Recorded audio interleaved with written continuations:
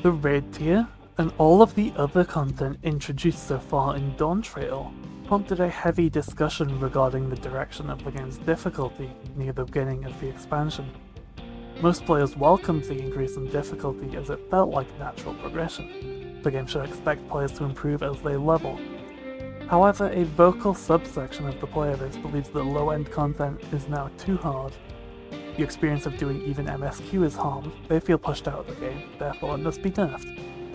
And others deny the increase entirely.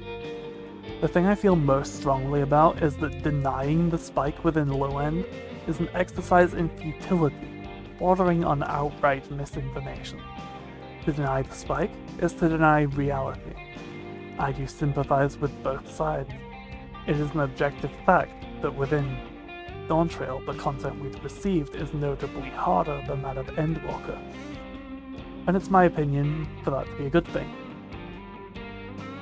While it's very easy for me to say that, when I found Endwalker too easy, it naturally won't align with the experiences and opinions of those who found Endwalker to be too difficult, who in turn find Dawntrail unplayable. This group isn't entirely made up of players who are unwilling to learn. Among them may be players with disabilities or anxiety as factors, or they just might not have the skill. It's a broad group with not a lot in common, except one thing. It's the kind of player who will likely limit themselves to duty support where possible. They're aware they'd hold back the other players in a normal group and don't want that. I don't think it's necessary, but I think it's respectable. So why is it that using duty support is harder than running with players? Before that though, let's explain what's actually meant by low-end content. To be considered low-end, often referred to erroneously as casual, the content must meet all of these criteria. Possible for a fully randomly match-made group to go fresh to clear in a single lockout, with no strategy discussion, with no voice chat or third-party tools. This definitely describes things like standard dungeons, trials, normal raids, alliance raids, as you can get through them without even understanding mechanics. If you die to one, it's not a big deal.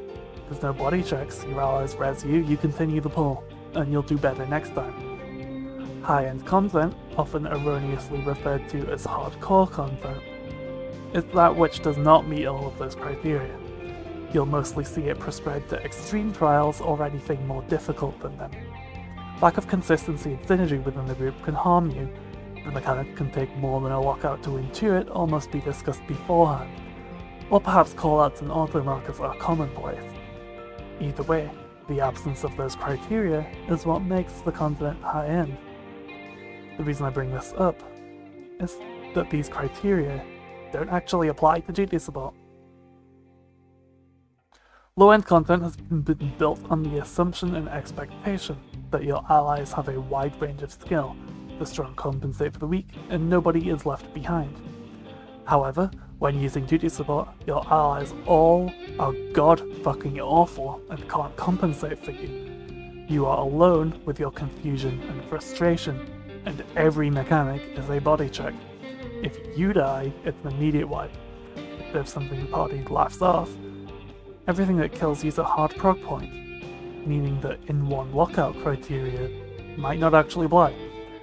The game fails to sufficiently communicate that duty support is the harder option, and the players we assume it was intended for don't stand a snowflake's chance in a blast furnace actually using it, which leaves me questioning who is it actually for. For this reason, I'd like to see some change.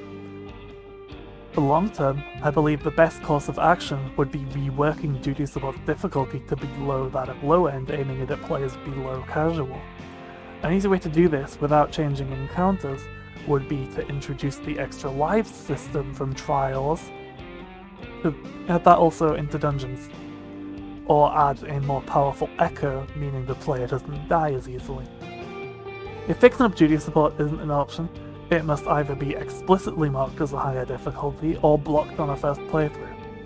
And until a solution arrives, it falls to the wider community on an individual level to spread the word. Give this as feedback to Square Enix through official channels. There is a short-term solution I can offer to those players now though. If you'd like to play the easier difficulty, You must accept that that is found with other players. You want to have a good time? All you need to do is press the button that says go to the dungeon. If you're wiping over and over with duty support, go into matchmaking, pretend the people you're with are duty support, because if you die with other players, you don't reset. As long as you're giving it your best shot, the other players won't hate you for it. You'll be out of the dungeon you're stuck on in 20 or less stress-free minutes and onto more MSQ. Do the same thing with trials. Anyway, back to the actual content difficulty itself.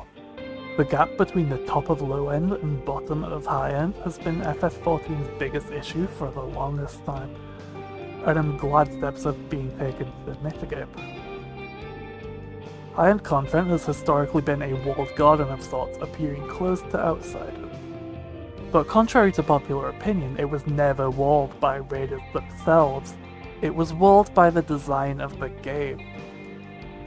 Many players were desperate for introductory content in Shadowbringers and Endwalker, that just never came. Even though raid stories were incredible, the encounters being easy meant they weren't sufficiently challenging enough to set players up for extreme. And as a result, the increase in difficulty from low end to EX was impossible to understate. You went from face roll easy to die 100 times because nothing makes sense and everything one-shots you in an instant.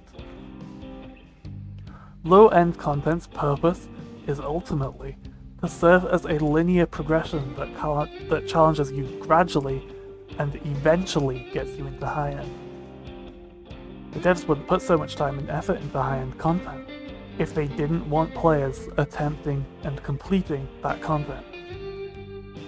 Where Shadowbringers and Endwalker failed, Dawntrail so far seems to be doing well.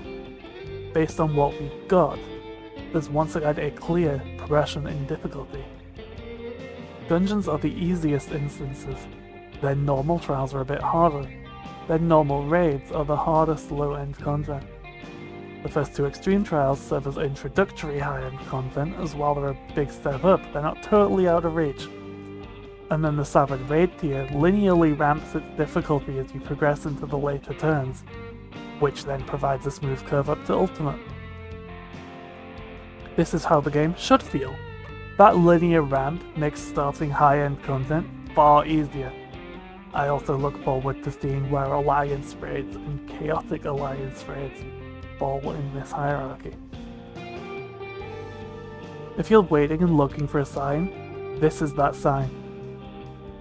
Farm that extreme trial, roll on those wings, prog the tier, make plans for futures rewritten Ultimate. If you've unlocked a piece of content, you've earned your right to participate in that content, and you have what it takes with enough perseverance.